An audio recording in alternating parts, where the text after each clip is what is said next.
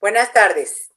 Aquí de nuevo en Jueves de Investigación en el INA, la serie de pláticas que el Sindicato Nacional de Profesores de Investigación Científica y Docencia del Instituto Nacional de Antropología e Historia ha echado a andar con el objetivo de dar a conocer qué es lo que hacen sus investigadores, cómo su quehacer se vincula con la sociedad y con la defensa del patrimonio cultural y de los bienes culturales que hemos creado entre todos los mexicanos, y cuáles son las limitaciones que han tenido estas investigaciones por el paulatino recorte presupuestal que ha venido dándose y que en las últimas fechas pues es mucho mayor.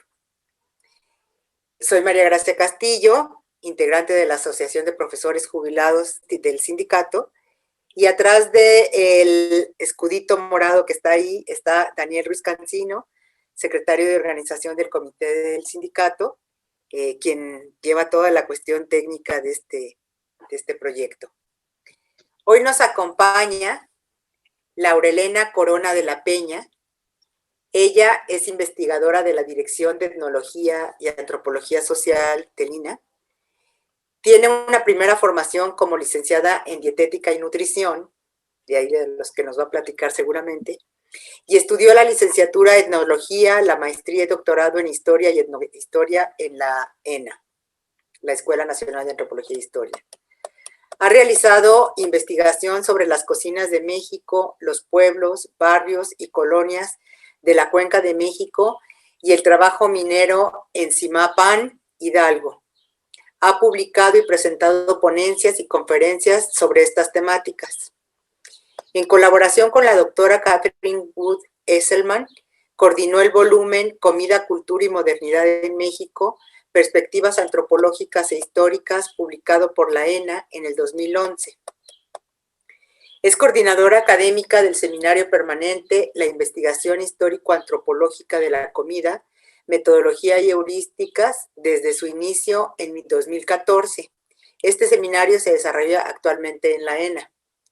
Ha sido co-coordinadora académica del diplomado Cocinas y Cultura Alimentaria, Usos Sociales, Significados y Contextos Rituales desde su inicio en 2012.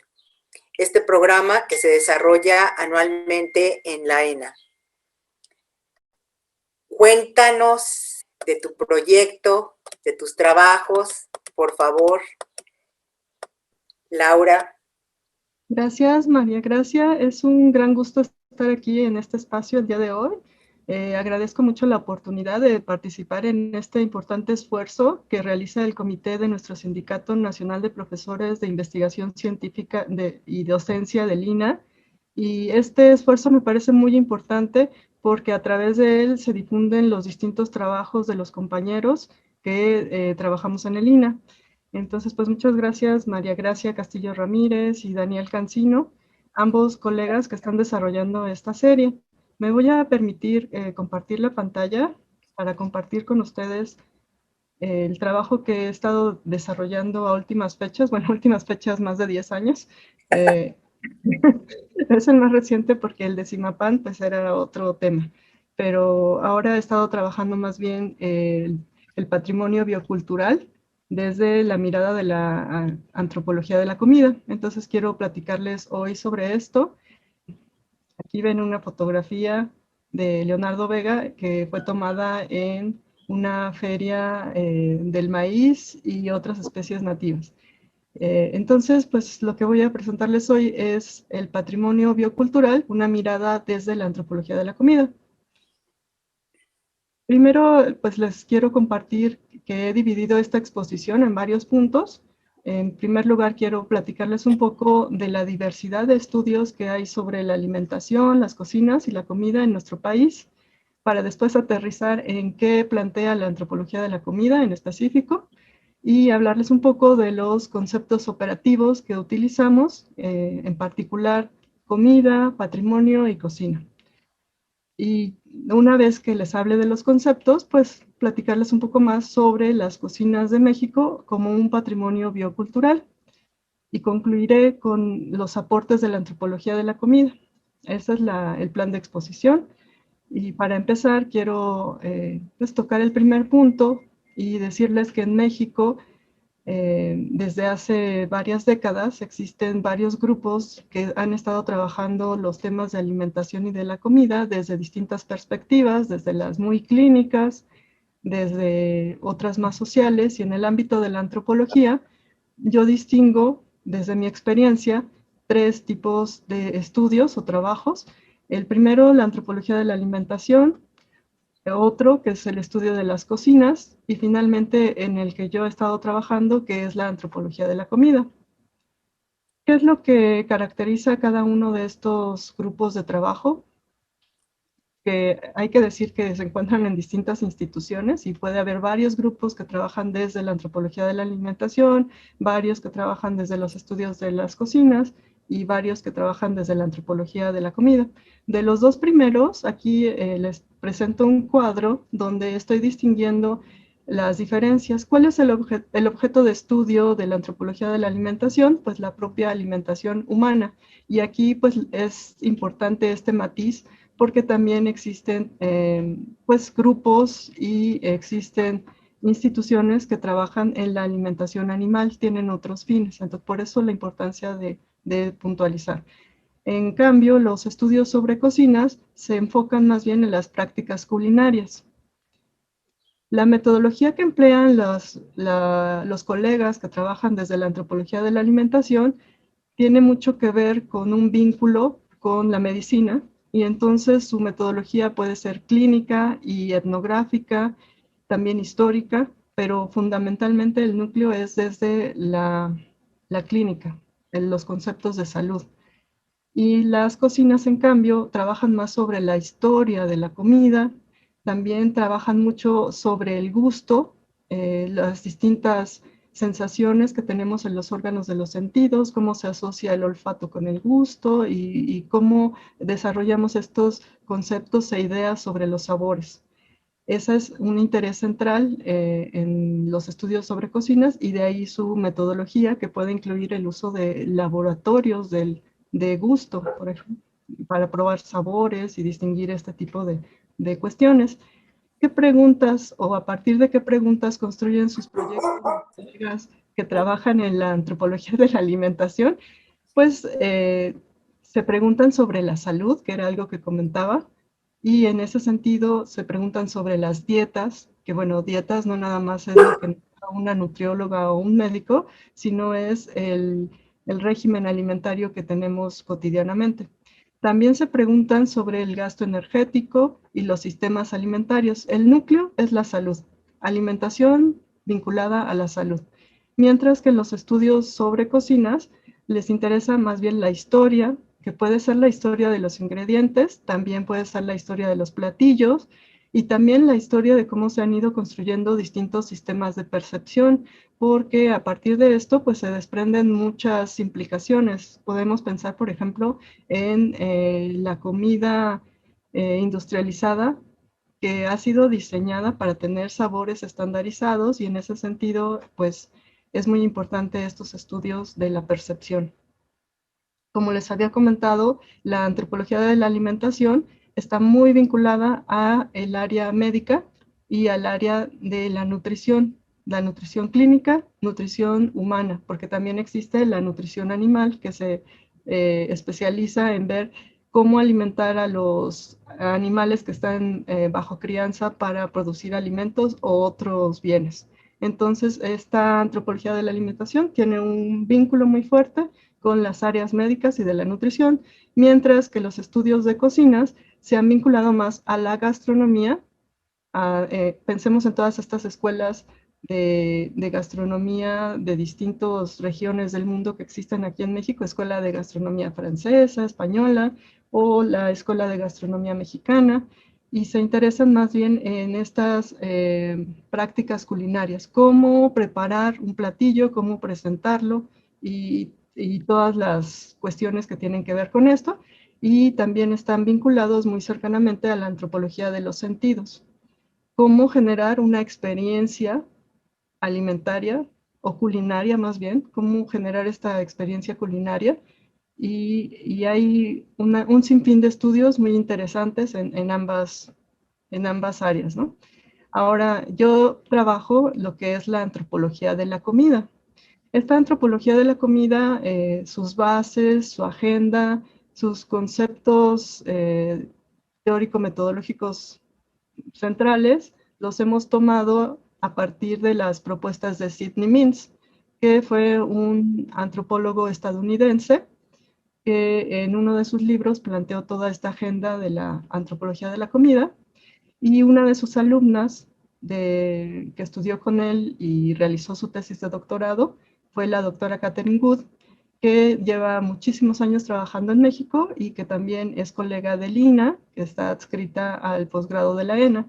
Entonces, ella ha estado trabajando la metodología del doctor Sidney Mintz con sus alumnos aquí en México. Yo soy alumna también de Katy, y de ahí generamos este grupo de trabajo que su perspectiva es la antropología de la comida. Hablando de la antropología de la comida, el propio Sidney Mintz, junto con Christine Du Bois, en el año 2002 hicieron un trabajo donde hablaban de cómo ha ido el desarrollo de esta antropología de la comida, y entonces ellos estudiaban antecedentes desde el siglo XIX, que no era propiamente antropología de la comida, pero eran trabajos de antropólogos centrados en el estudio de la comida. Ellos comentan en su texto que con el libro de Jack Goody, Comida, Cocina y Clase, un estudio de sociología comparativa que se publicó en 1982, se dio un giro en cómo se veía la comida desde la antropología, cómo se estudiaba. Y ya para la segunda mitad del siglo XX, ellos encuentran que se incrementaron el número de enfoques y el número de trabajos desde la antropología nada más, porque también hay que decir que pues desde la medicina, la nutrición, la bromatología, desde muchas áreas se estudia la comida. Pero solamente desde la antropología ellos encontraron que a partir de la segunda mitad del siglo XX se incrementaron muchísimo tanto el número de trabajos como sus enfoques. Ellos mencionan en este texto pues temas que se tratan desde la antropología, que, que puede ser la antropología de la alimentación o la antropología de la comida, y entre esos temas encuentran ingredientes específicos, trabajos sobre los cambios sociales y patrones de la alimentación, sobre la inseguridad alimentaria, que estos son más recientes, sobre la comida y el ritual, que esa también es una beta muy importante de trabajo, y sobre las propias identidades alimentarias. ¿Qué es lo que busca la antropología de la comida? ¿Cuáles son sus metodologías? Bueno, el objeto de estudio de la antropología de la comida es ver cuáles son las construcciones sociales que se hacen en torno a la comida. Ahorita vamos a pasar a qué estamos entendiendo por comida. Y además de ver este objeto de estudio, pues lo hacemos a través de analizar aspectos tanto materiales como simbólicos, que esta es una parte de la propuesta de Sidney Mintz, en la que él nos dice que no nada más ver la parte material, sino también toda esta parte simbólica que está vinculada a la comida. Y para Sidney Mintz, otro punto central es el estudio de las relaciones de poder. Cómo las relaciones de poder van a incidir en los cambios alimentarios. Entonces, él también entra a ver cómo en Estados Unidos se impusieron ciertos patrones, cómo la Segunda Guerra Mundial influyó para que empezaran a producirse cierto tipo de alimentos o se diera cierta forma de producir los alimentos, y eso ha tenido implicaciones en los años posteriores. Él también habla de una problematización, y esto es también importante en términos metodológicos, un diálogo entre la historia y la antropología. Entonces, hablar de trabajos de un análisis diacrónico, no nada más sincrónico, y también el análisis de los procesos. Una de las cosas que también Sidney Mintz aporta para la antropología de la comida es el concepto de cuisine.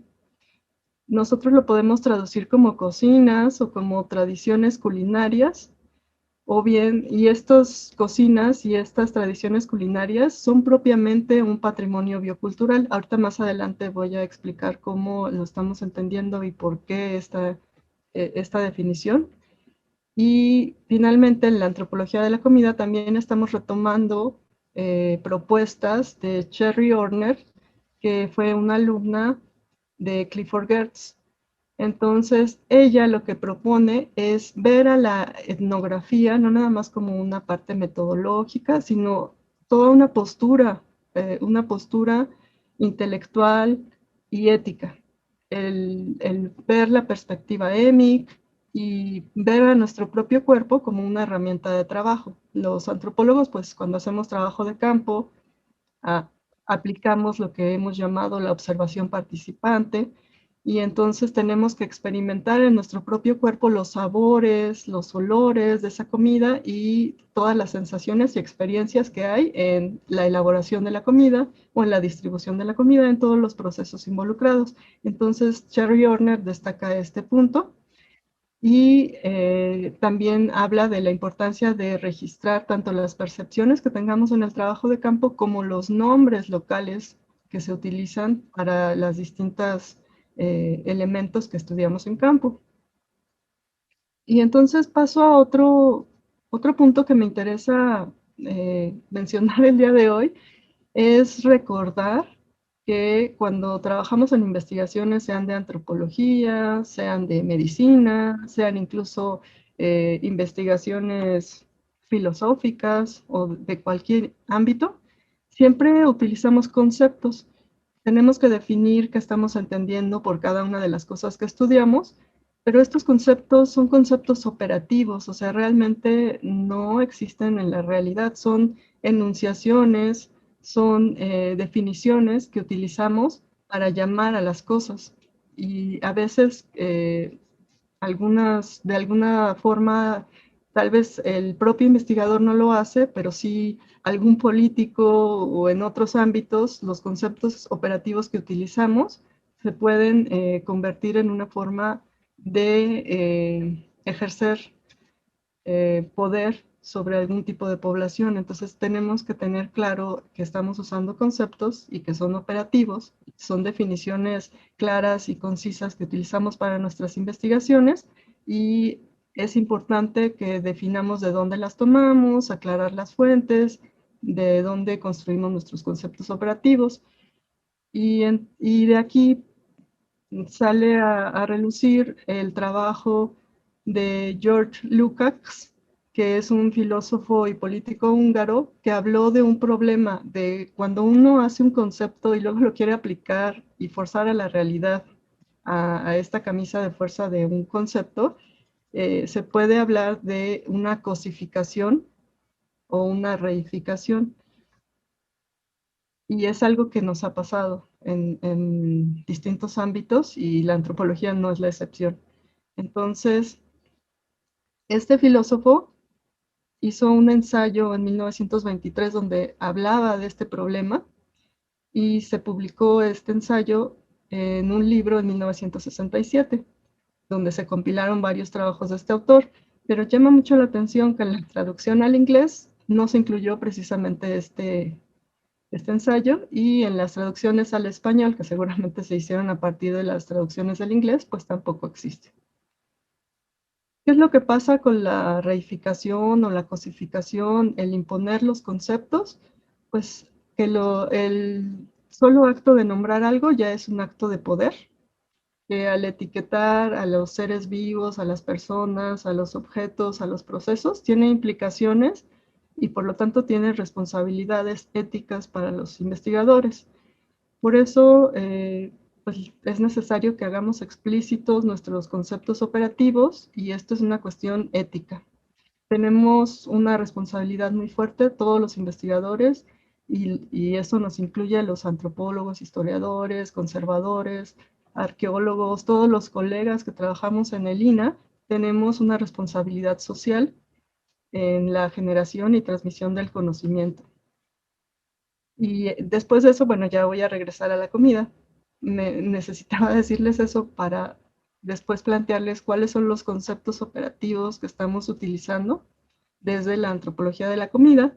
Y en el caso, el más central es el concepto de comida. ¿Cuál es el concepto operativo de comida desde la antropología de la comida? Pues estamos entendiendo a la comida como la construcción cultural de lo comible o comestible. Y esto es porque nosotros como Homo sapiens tenemos todo un universo de posibilidades de alimentos de origen vegetal, de origen animal, de origen mineral o incluso industrial, un universo de posibles alimentos que somos capaces de digerir, metabolizar y utilizar para distintas funciones. Sin embargo, cada cultura va decidiendo un rango de lo que para ellos es comible, socialmente aceptable y comer en un lugar. Por eso sabemos que en unos lugares se consumen insectos, en otros no. Algunos comemos nopales, otros no. Esa es una cuestión cultural. Entonces, ¿cómo construimos este concepto de comida? Es un concepto que es colectivo, que no es individual, tiene sus matices individuales, pero es un concepto colectivo y que está cultural e históricamente determinado. Entonces es esta selección dinámica, porque además se va actualizando día con día con lo que tenemos disponible, con los cambios que hay, incluso con las imposiciones de patrones de consumo que sufrimos como colectivo. Entonces esta selección que hicimos va modificándose. Es una selección dinámica que hace un grupo humano a partir de ese universo de alimentos que les comentaba y que tiene, esta selección tiene una base material de lo que es disponible y una base simbólica que es lo que cada cultura define como lo comestible. Y todos estos ámbitos, tanto materiales como simbólicos, se materializan en lo que hemos llamado cocinas o tradiciones culinarias, que era lo que les comentaba que definió Sidney Mintz, y que él habla de cocina o cuisine, él usa el término cuisine y se refiere a un grupo, un colectivo de personas que manejan el mismo conocimiento sobre lo que es comestible, es decir, lo que es comida. El otro concepto importante de definir en términos operativos, pues es patrimonio biocultural. Bueno, aquí puse patrimonio. Eh, Estamos entendiendo, sabemos que hay distintos conceptos de patrimonio, que este concepto ha ido cambiando y que se utiliza no solamente por los antropólogos, sino que también tiene implicaciones legales en ciertos ámbitos, que es un concepto pues, que se ha manejado por distintas instancias, tanto académicas como instancias pues, que tienen que ver con cuestiones jurídicas o instancias internacionales como la UNESCO, y se refiere a, en general, lo que coinciden es que es una apropiación colectiva de un legado, herencia, un bien común que podría ser tangible o intangible, natural o cultural, y también se le han puesto estos apellidos al patrimonio para definirlo de manera más específica en cuanto a lo que se está investigando o lo que se está tratando de manera jurídica.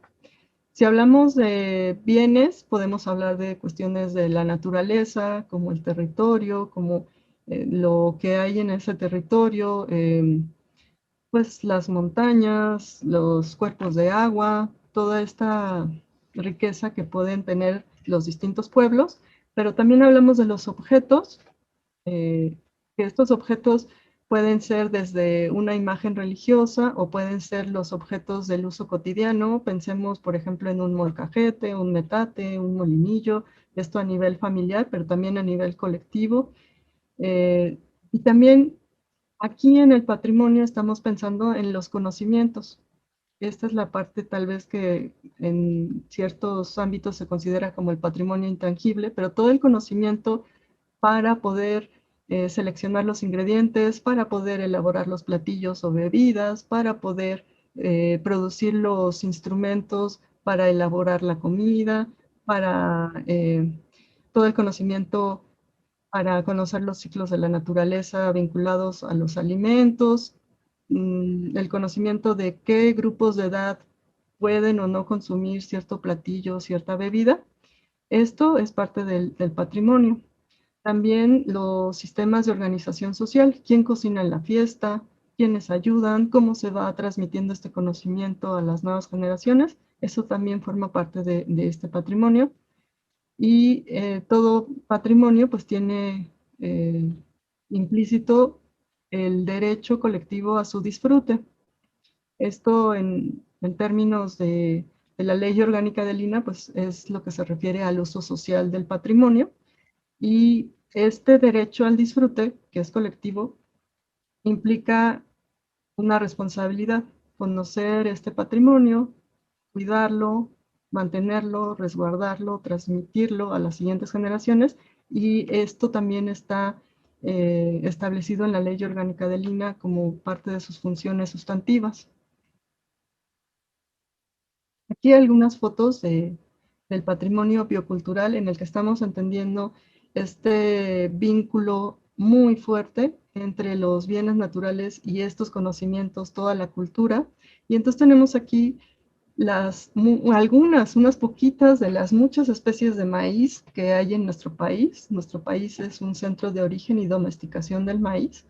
Entonces existen cerca de 70 variedades de maíz que están y que siguen generándose nuevas especies. Los campesinos en ese sentido tenemos una gran deuda con ellos porque han mantenido este riquísimo patrimonio biocultural y que ellos han podido generar distintas especies de maíz a partir del teocintle, del cual me parece que hay varias especies, pero de ahí el teocintle todavía sigue, hay eh, hay poblaciones vivas de teocintle e incluso se utilizan para generar nuevas especies de maíz. Entonces, este es un patrimonio biocultural muy, muy importante y es parte de lo que estudiamos en la antropología de la comida.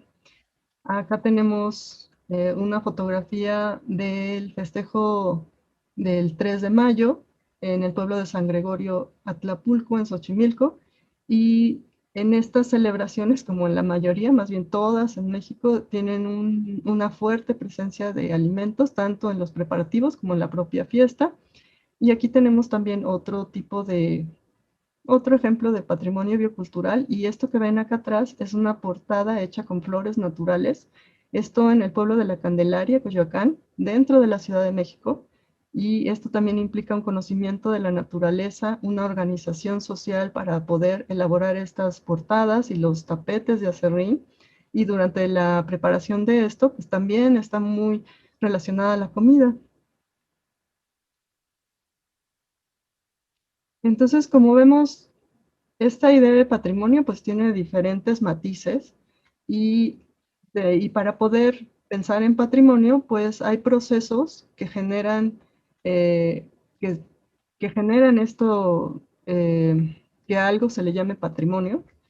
Puede ser que la idea de que es importante conservarlo venga de fuera. Entonces hay varios autores, como Javier Hernández, que habla de procesos de patrimonialización que pueden ser externos cuando vienen de fuera, instancias como la UNESCO o similares, que desde fuera pueden nombrar algo como patrimonio, o también está la patrimonialización interna, que es el reconocimiento desde dentro. Y ahí, por ejemplo, encontramos cómo en distintas poblaciones se reconoce a las cocineras tradicionales, se sabe a quién llamar para la cocina para cocinar durante una fiesta, para organizar todo lo que tiene que ver con las comidas de una celebración. Entonces, pues aquí tenemos patrimonialización interna, que es el reconocimiento colectivo y que tiene que ver con la historia local, y la externa, que tiene que ver con nombramientos, certificaciones e instrumentos legales. Sea cualquiera de las dos, están vinculadas con la historia, con la identidad y con la organización social. Y en específico para las cocinas vamos a ver que son procesos muy importantes y que tienen sus matices, sus claroscuros, aportan y también en ocasiones afectan. Entonces ya hablamos del concepto operativo de comida, el concepto operativo de patrimonio, y nos faltaba el concepto operativo de cocina, que como les decía, pues lo hemos retomado del antropólogo Sidney Mintz. Y Sidney Mintz dice que una cocina, bueno, él usa la palabra cuisine, una cuisine, nosotros lo traducimos como cocina, es una comunidad que comparte conocimientos sobre lo que consideran socialmente comestible. Ese es el concepto de cocina, pero tiene elementos dentro que nos permite trabajar desde la antropología de la comida, entendiendo a las cocinas como un patrimonio biocultural. Entonces están elementos como los ingredientes, y al hablar de ingredientes, pues estamos hablando de ciclos de la naturaleza y formas de conseguirlo. Puede ser que se consigan a través de los cultivos, de la recolección, aquí me faltó poner la cría, también se consiguen a través de la caza o a través del intercambio. Además de los ingredientes, dentro de las cocinas pensadas como un patrimonio biocultural, también estamos contemplando desde la antropología de la comida los utensilios para servir y para comer. Y también podríamos poner para conservar los alimentos. Y además de los propios utensilios como cuestiones materiales, está la cuestión intangible, digamos, que tiene que ver con el conocimiento de las técnicas para fabricarlos y para conservarlos. Otro punto, además de ingredientes y utensilios, son las propias técnicas de preparación y de conservación de alimentos, de comida, de lo que las personas consideran comestible.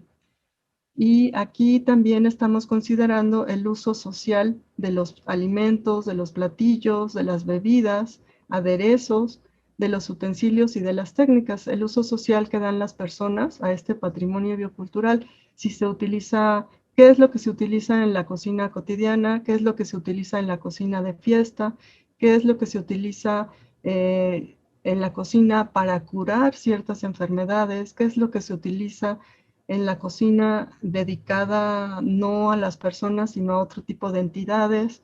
Todas estas cuestiones lo vemos en la antropología de la comida. Y también nos interesan los sistemas de generación y transmisión de conocimiento, cómo una cocinera que ya tiene mucha experiencia va transmitiendo este conocimiento a nuevas cocineras y cocineros, o un cocinero también con mucha experiencia, porque en cuestiones de la comida hay especialistas tanto hombres como mujeres, y nos interesa saber desde la antropología de la comida cómo se genera este conocimiento, porque este conocimiento es dinámico, se va eh, reestructurando día con día, cómo se genera y cómo se transmite. Y entonces, desde la antropología de la comida, pensamos en la existencia de los especialistas, especialistas cocineros, cocineras, pero también los artesanos que fabrican los utensilios y también los productores, que, que son los que permiten tener los ingredientes o permiten tener, digamos, la sal o el tequesquite, la cal, lo que sea necesario para los distintos procesos involucrados en la preparación de la comida. La antropología de la comida, pues, trabaja bajo varios principios. Primero, es muy importante tener en cuenta, o nosotros hemos tenido en cuenta, la diversidad biocultural y cómo esta diversidad está en nuestro país. Hemos visto, y bueno, nosotros, no nada más nosotros, sino muchos especialistas desde antes habían visto cómo se traslapan estos territorios indígenas con los territorios de mayor biodiversidad en nuestro país. Entonces, desde la antropología de la comida es muy importante para nosotros ver cómo se están relacionando los distintos pueblos con este entorno natural y cómo se ha construido una relación muy fuerte. También desde uno de los principios de la antropología de la comida ha sido la ética. En este sentido, bueno, todo el mundo tiene sus valores éticos, sus principios éticos, pero en nuestro caso nos ha resultado importante hacerlos explícitos, y entonces hemos tenido como una exposición de valores cada vez que damos un programa académico, y en estos valores pues incluimos el libre acceso a la información, o sea, que los resultados de nuestros trabajos sean consultables en línea de manera gratuita, que podamos, claro, manteniendo la información sensible o delicada que pudiera afectar a nuestros interlocutores, pues teniendo esos cuidados, ¿no? Ese es uno de los principios. También el otro principio es el diálogo con los interlocutores, el estar construyendo el conocimiento junto con ellos, que ellos conozcan los resultados de los trabajos en los que participaron. Esos serían los centrales, y aquí los puse abajo: el libre acceso al conocimiento, claro, con el cuidado de la información sensible, y la generación y transmisión de conocimiento que sea socialmente comprometido sobre las cocinas de México, para que la relación con las cocinas y con las personas que hacen estas cocinas sea una relación respetuosa, tanto de las personas como de los medios naturales que dan sustento a estas cocinas. Y bueno, a lo largo de los años que hemos estado trabajando, que es más de una década, ¿qué será? Sí, sí es más de una década. Vamos para, bueno, más de 15 años llevamos trabajando esto, desde el 2006 al menos. Y pienso yo, hemos tenido algunos aportes desde la antropología de la comida para el análisis del patrimonio biocultural. Estos aportes son porque hacemos un análisis crítico y propositivo de las relaciones de poder, que era uno de los puntos que marcaba Sidney Mintz como la forma o las cuestiones teórico-metodológicas de la antropología de la comida. Y a partir de este análisis crítico y propositivo, pues hemos estado haciendo un registro de los contextos y de los propios procesos de patrimonialización. Entonces hemos estado haciendo un análisis crítico de los nombramientos, del nombramiento del 2010 de la cocina mexicana como patrimonio mundial, eh, de cómo se hizo este nombramiento, de los antecedentes, del expediente anterior que hubo que no obtuvo el nombramiento. Toda esta cuestión la hemos estado estudiando, así como de las implicaciones que tuvo el nombramiento.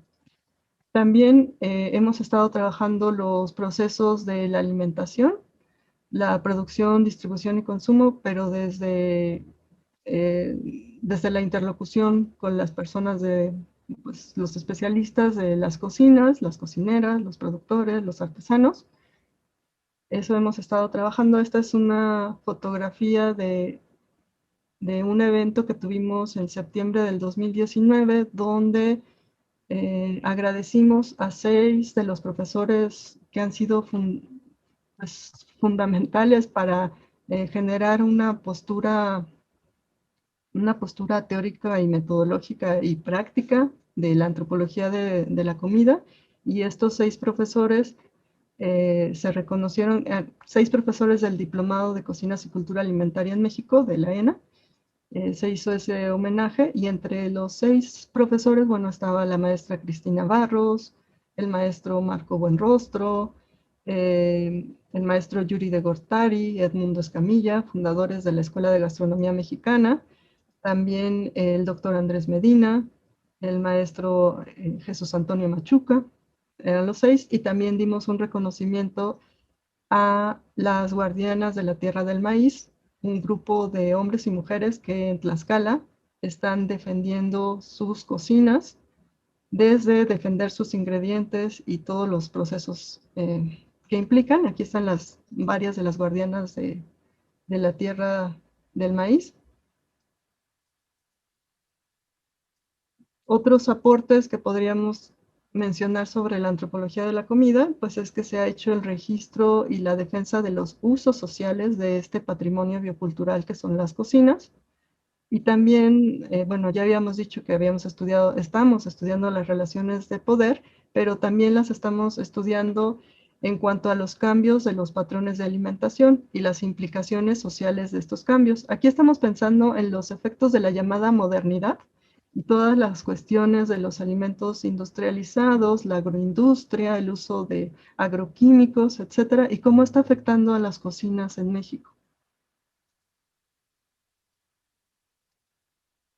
Bueno, aquí tenemos una foto de algunos de los profesores que se homenajearon, que se les dio un agradecimiento, porque precisamente ellos empezamos el diplomado, debo platicarles, como un programa muy académico, pero al vincularnos con ellos vimos que además de lo académico hay que aportar al trabajo que hacemos, acompañar a los interlocutores, que hay que tomar una postura sobre lo que estamos estudiando, Y esto se lo debemos a la visión tanto de Cristina Barros como Marco Buenrostro, Yuri de Gortari y Edmundo Escamilla. Ellos nos compartieron esta visión sobre las cocinas y por eso también otro de los aportes es que nos ha interesado mucho la difusión y divulgación del conocimiento que generamos. Entonces tenemos este diplomado que está abierto para personas tanto que vienen del ámbito de la antropología y la historia y de otras disciplinas que se trabajan en el INA, pero también está abierto a gastrónomos, a personas del área de turismo, a periodistas que están interesados en esta visión antropológica de la comida. Y eso nos ha permitido establecer un diálogo crítico con otros colegas de diferentes disciplinas sobre el sistema económico que impera y todas las implicaciones.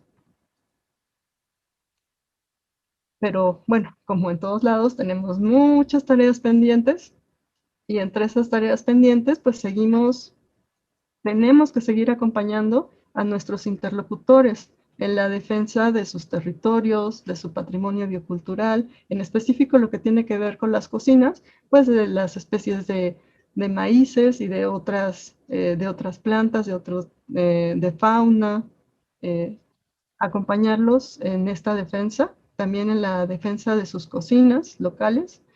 Y aquí es una cuestión pues, que ha implicado hacer una lectura crítica de políticas públicas como la Ley de Fomento a la Gastronomía del 2014 o la Ley de Fomento a las cocinas, a la cocina mexicana, que ha sido más reciente, o a las certificaciones que está emitiendo el Conservatorio de la Gastronomía Mexicana.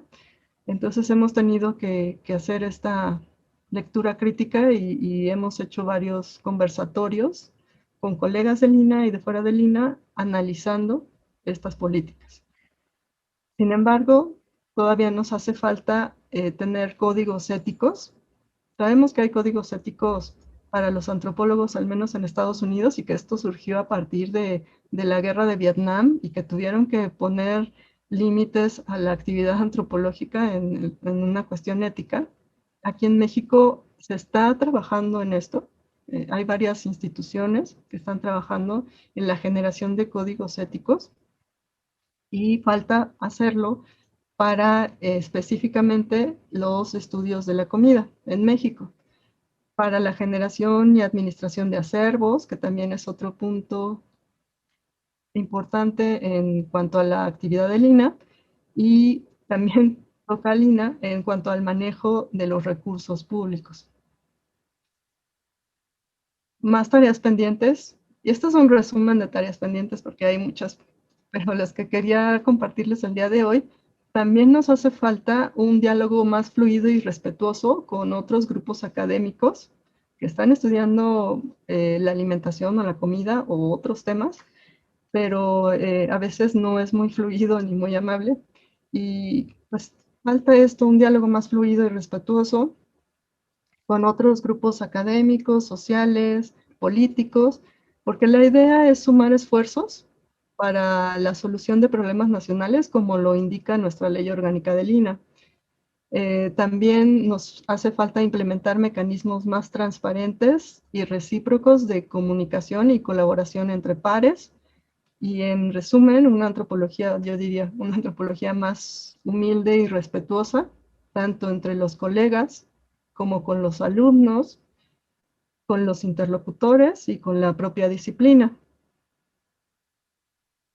Y estas tareas pendientes últimas que les quiero compartir son más específicas para el INA.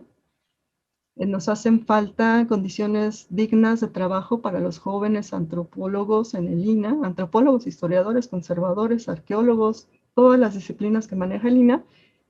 Contratos en forma, plazas en forma, hacen mucha falta. Hay muchas que están congeladas, que están ahí en un limbo administrativo y esta es una tarea pendiente que tenemos dentro del INA.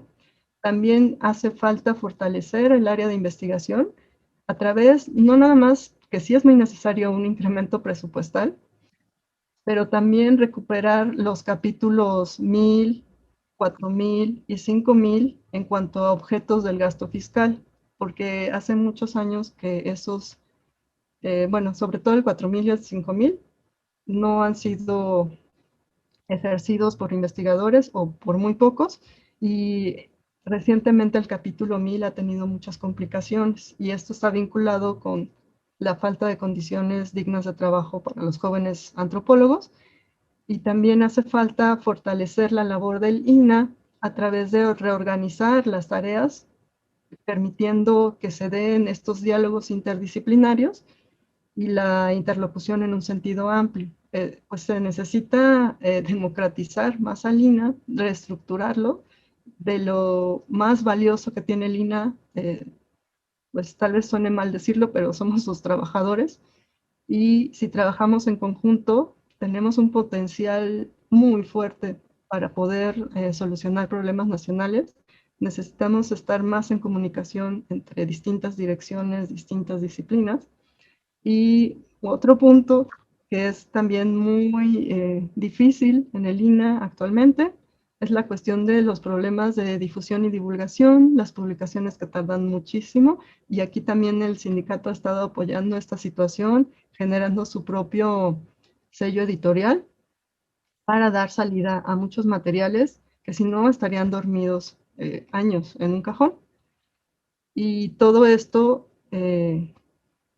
implica que se revisen y democraticen los procesos académicos, pero también los administrativos. Y pues es lo que les compartiría el día de hoy. Muchísimas gracias por el espacio. No, Laura, pues muchísimas gracias a ti por esta muy interesante charla, en que sí nos mueve porque todo el mundo comemos, y yo creo que todo el mundo alguna vez hemos pasado por la cocina, y las diferenciaciones e intersecciones que hay entre estas dos cuestiones. Estoy totalmente de acuerdo contigo en una de tus afirmaciones finales de que lo más rico que tiene el INAH somos sus trabajadores, porque creo que esos permanecemos. Incluso yo de jubilada me sigo poniendo la camiseta, o sea, no nada más es, o sea, las autoridades pasan, los cargos administrativos pasan, pero los trabajadores de las diferentes áreas permanecemos y nos ponemos la camiseta para seguir nuestra labor, con todas las deficiencias que se pueda contar, pero también con todos los aciertos, y con mucho cariño por el instituto y sobre todo por la defensa del patrimonio de todos y cada uno de los mexicanos. A mí me surgió, o sea, me parece muy padre todo este asunto del rescatar lo valeroso, lo rico, ubicarlo además como en el patrimonio biocultural, lo de la cocina tradicional, pero me recuerda algún trabajo también en donde yo diría cómo afecta a la cocina tradicional, o cómo se interrelaciona la cocina tradicional con esto que tú llamabas la modernidad, ¿no? O sea, el surgimiento, por ejemplo, de los electrodomésticos, qué tanto afecta a la alimentación, porque además el concepto de cocina que maneja el señor el de Cuisine, pues no toca, por ejemplo, el espacio. Y recuerdo un trabajo en donde una chica estudió precisamente los cambios en las técnicas culinarias a raíz de los electrodomésticos y de los enlatados, y fue algo pues muy interesante porque cambia todo el espacio de la casa. O sea, la licuadora ya no se necesita metate, molcajete, el refrigerador ya no se necesitan los espacios para secar y para guardar. Entonces, pues afecta mucho el espacio y afecta mucho el papel de la mujer, porque le libera mucho tiempo, entre comillas. Pero a la cocina, a la alimentación, ¿cómo se interrelaciona con la llegada de esta modernidad? Sí, bueno, como comentaba, las cocinas son dinámicas, se van actualizando día con día, entonces van incluyendo, incorporando nuevos ingredientes, nuevos utensilios en los que se puede contar la licuadora también, van incluyendo dentro de eh, todo su acervo, van incluyendo estos conocimientos de otros ingredientes, de otras formas de preparar la comida. Pero eso por un lado. Pero el problema con esto que se ha llamado modernidad es la cuestión de la imposición de patrones de consumo y patrones de producción. Entonces sabemos que desde mediados del siglo pasado se han estado generando políticas a nivel global para desarticular los sistemas de producción de países como México. Y recordemos toda la cuestión de la Revolución Verde, recordemos cómo pues se fueron, digamos, destruyendo todas estas redes de producción y recordemos cómo pues, se afectaron, por ejemplo, las tortillerías y empezaron a utilizar estas harinas industrializadas. Entonces, lo que se ha afectado a partir de esta llamada modernidad y de toda la imposición de patrones de consumo y producción, ha afectado a las cocinas, por un lado, porque ha devastado los ecosistemas de los que dependen. Entonces, para producir aceite de palma se ha devastado la selva, para producir el aguacate que se puso de moda se ha devastado el bosque, después vinieron las inundaciones, para producir estos insumos que muchos son monocultivos, estos desiertos verdes, pues se utilizan estos agroquímicos que contaminan la tierra y que para poder descontaminarla pasan muchos años. Y tenemos el caso del maíz y cómo desde los años 70 se empezaron a generar variedades de híbridos de maíz, pero ahora hay una lucha muy fuerte para evitar que entren maíces transgénicos a México. Eh, Ha afectado en este sentido, devastando los ecosistemas de los que dependen. También ha, ha afectado a las cocinas mucho la cuestión de la turistificación, el ponerles cadenas de valor, el incorporar a las cocineras en procesos comerciales, en llevarlas a ferias y cuestiones disfrazadas, porque ellas mismas dicen, yo no me he visto así normalmente, o sea, me dijeron que me tenía que vestir así, el estarlas incorporando en estos procesos de los que ellas casi no obtienen beneficios. Eso ha afectado mucho a las cocinas porque muchas personas no las conocemos de primera mano, sino que empezamos a consumir esto, así tal cual, a consumir ferias, a consumir charlas de cocineras, a consumir libros sobre cocineras, a ir a eventos sobre cocina que además de que no dan un beneficio a las cocineras, van dañando la propia idea que tenemos en general todos los demás sobre las cocinas, sobre sus especialistas. Y algo muy grave es que también se ha estado haciendo un acopio de información, de recetas, y esto es una forma de extractivismo, tal cual. Se ha estado, varias instituciones han estado recabando recetas de muchos lugares y luego se encuentran algunas de estas en restaurantes muy lujosos.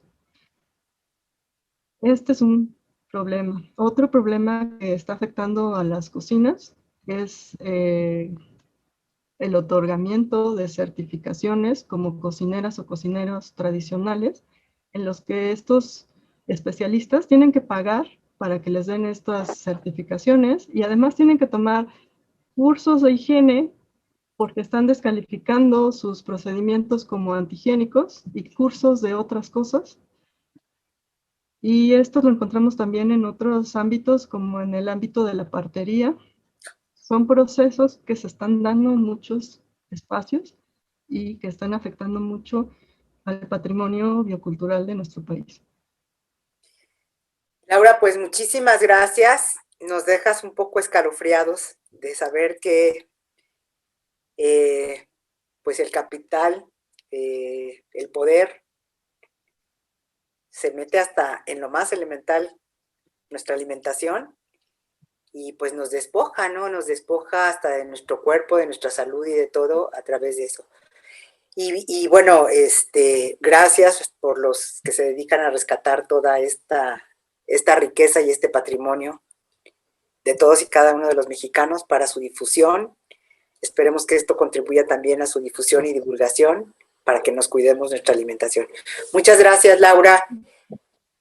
¿Puedo comentar algo? Es que sí, yo sé, muchas veces dejo ese ambiente como sombrío, Pero se puede hacer mucho y de hecho estamos haciendo mucho. Hay muchos colectivos de consumo que están trabajando en recuperar la soberanía a nivel local, a nivel familiar, la soberanía alimentaria, que están trabajando muy de la mano con productores locales. Sí, hay muchos esfuerzos que están resultando muy bien y la pandemia ayudó en algún sentido a generar otras formas de consumo. Entonces, sí se puede hacer mucho, podemos hacer mucho y estamos optimistas de que estamos a muy buen tiempo y tenemos elementos para que el capital se salga de la cocina hasta donde se metió. Pues muchas gracias y a sacar el capital de la cocina. Nos vemos el próximo jueves en Pláticas de Investigación en el INA.